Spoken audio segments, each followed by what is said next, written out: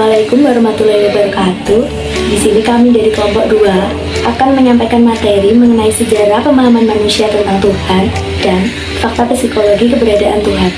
Diketahui bahwa manusia sejak mula pertama pemikirannya sudah mengetahui adanya kekuatan-kekuatan yang mengatasi manusia, sesuatu yang dianggap maha kuasa dan mendatangkan kebaikan maupun keburukan, serta dapat mengabulkan doa dan keinginan manusia.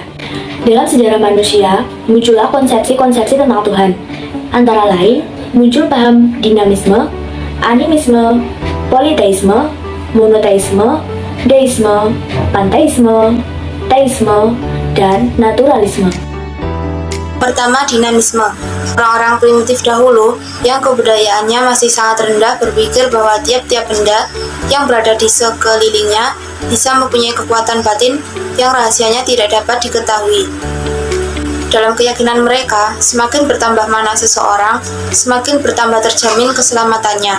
Sebaliknya, semakin berkurang mana seseorang, semakin berbahaya kedudukannya, dan kematian bagi mereka adalah karena telah kehilangan mana.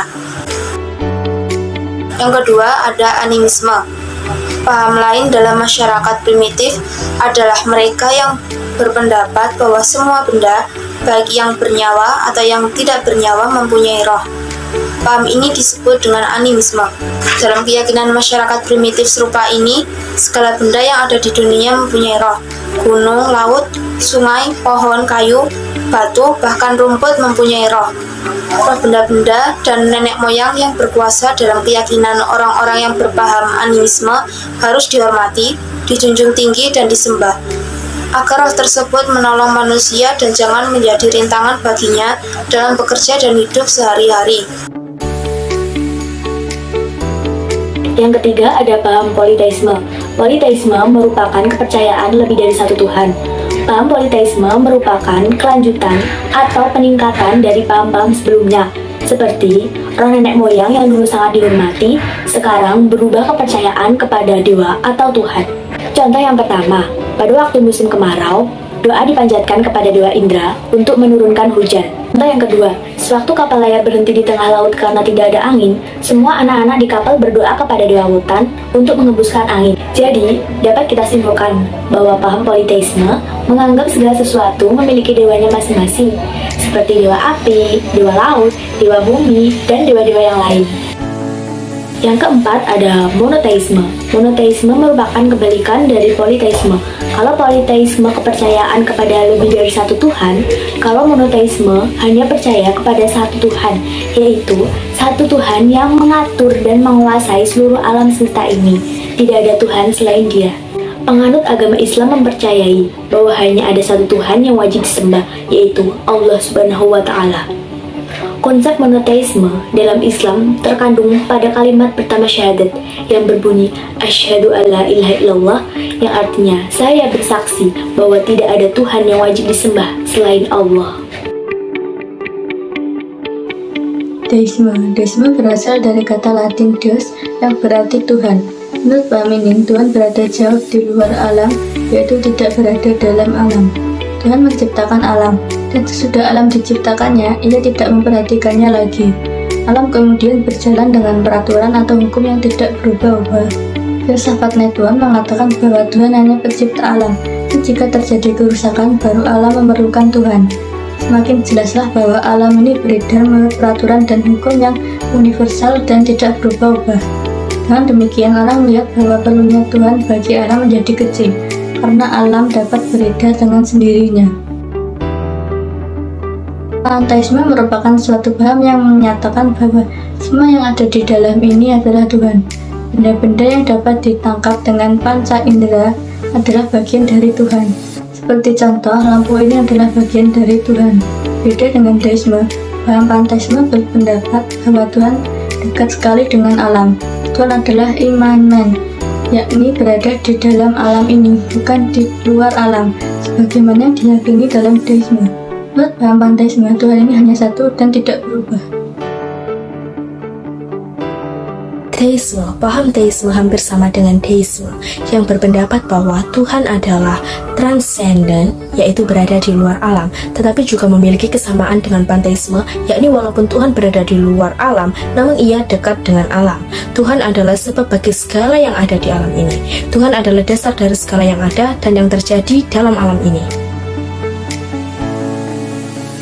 Naturalisme merupakan dampak lanjutan dari paham deisme yang menyatakan bahwa alam ini setelah diciptakan Tuhan tidak berhajat lagi kepada Tuhan karena Tuhan telah menjadikannya berjalan menurut peraturan dan hukum yang tetap dan tidak berubah. Paham naturalisme ini muncul setelah ilmu pengetahuan tentang alam semakin maju, apalagi para ilmuwan yang umumnya tidak memiliki dasar keimanan melihat bahwa alam ini berevolusi dan bergerak menurut peraturan dan hukum yang tetap dan tidak berubah. Pada era modern, dari perkembangan alam pikiran manusia atau filsafat, konsep tentang Tuhan memang telah diselewengkan oleh para ilmuwan yang tidak mengakui Tuhan. Halo semuanya, jadi di sini aku mau ngejelasin tentang fakta keberadaan Tuhan menurut pandangan psikologi. Jadi, menurut pandangan psikologi, setiap bayi yang lahir ke dunia sudah dititipkan roh oleh Tuhan untuk membentuk karakter yang terpuji.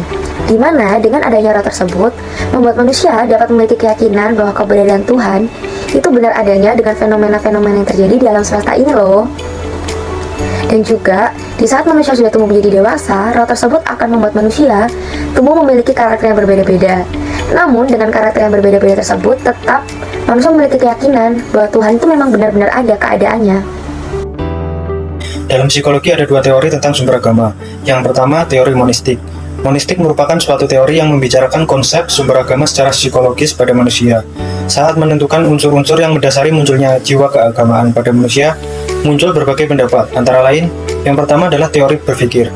Manusia adalah makhluk yang paling sempurna di antara makhluk yang diciptakan Tuhan, karena kelahiran manusia dilengkapi dengan akal atau berpikir.